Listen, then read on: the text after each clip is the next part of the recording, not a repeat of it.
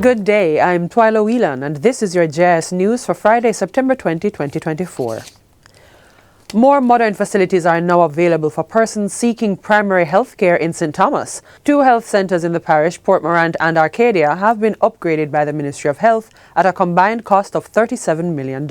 They were officially reopened by the Portfolio Minister, Dr. Christopher Tufton, on Thursday. The Port Morant Health Centre serves roughly 34,000 residents, while Arcadia provides health services to 2,000 citizens. The work was done under a new initiative dubbed Operation Refresh, which was officially launched with the reopening of the St. Thomas facilities. As part of the $1 billion program, the government will be refreshing 5 or 6 health centres every month for the next 18 months. It's focused on delivering health care in a humane fashion. And the primary components of this will be the comfort level of the facility for both patients and staff. So the painting up so it looks aesthetically pleasing, the internals of weight, the bathroom facilities, a refrigerator and a microwave for the staff to have lunch and feel comfortable. And then we're going to say to both sides, we make health a real partnership. When people are in distress, let us ease their burden, starting with the environment and how we interact with them. That's the care with dignity. That is the tagline of Operation Refresh. Dr. Tufton is urging staff at the reopened facilities to use the upgrades to deliver better service. Let Operation Refresh represent a new beginning for all of us. We are putting in place the resources. You put in place the attitude, the approach, and we will see better days ahead in public health. The Bank of Jamaica BOJ is holding consultations with key stakeholders on the proposed Twin Peaks model of financial regulation and supervision. In 2023, the Minister of Finance, Dr. Nigel Clark, announced the government's intention to modify the existing sector-by-sector based regulatory approach to better reflect industry realities and needs. Under the Twin Peaks model, the BOJ will have full regulatory responsibility for the prudential oversight of all deposit-taking institutions as well as non-bank financial institutions.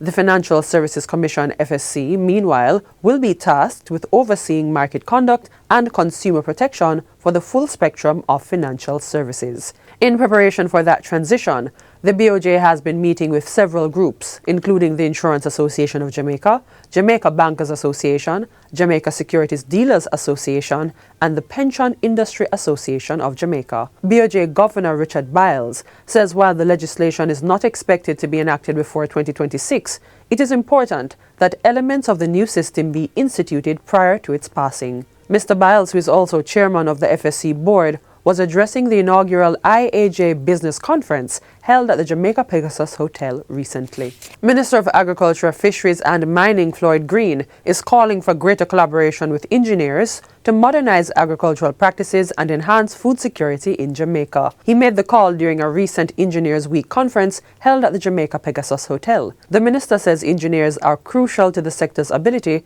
to adapt to extreme and increasing weather events caused by climate change. Now is the time for all our engineers, and especially our engineer associations, to pay more attention in helping us here in Jamaica transform from our mere traditional primary production in agriculture to processes that can optimize our efficiency and our productivity.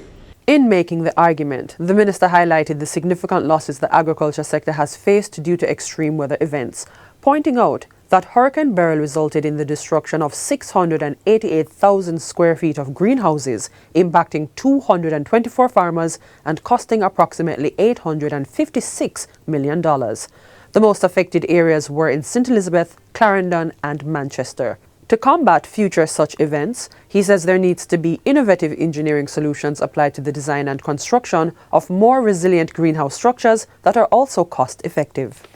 We're going to have bigger, stronger storms. We need to develop a new design for our greenhouses, which have become the backbone of our agricultural system because of their ability to provide food throughout any weather condition. So we want more of your association to focus on agricultural engineering.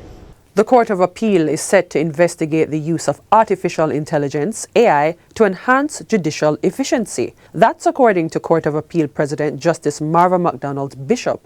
Justice Kisak Leng, one of the country's senior jurists, will lead the examination of the legitimacy and ethical concerns surrounding the introduction of AI into the court system. This announcement was made during the recent swearing-in ceremony of 7 judges for the Michaelmas term. Justice Leng will be assigned, he doesn't know it yet, to lead the charge in investigating not only the efficacy of AI in the adjudicative process, but more importantly, the ethical considerations and possible ethical dilemmas that could arise from the use of AI by appellate judges.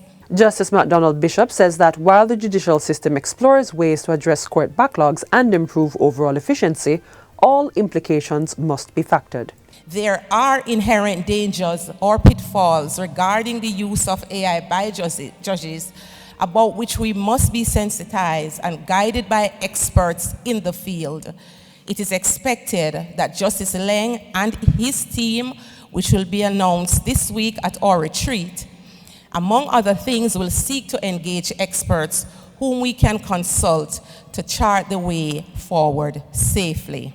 And finally, students at Swallowfield Primary and Infant School in Kingston now have access to a newly constructed Therapeutic Peace Garden valued at over $1.7 million. The garden, which is located on the school grounds at 11 Whitehall Avenue, was officially handed over during a recent ceremony. It's the result of a collaborative effort involving the National Education Trust and 19 organizations, aimed at creating a peaceful environment for students to learn and develop conflict resolution skills. The therapeutic space, which features an inspirational mural and calming resources such as a water fountain and wellness bench, is designed to help students calm their minds, resolve conflicts, and strengthen their emotional well-being. It will also serve as a training ground for student peace ambassadors in the school.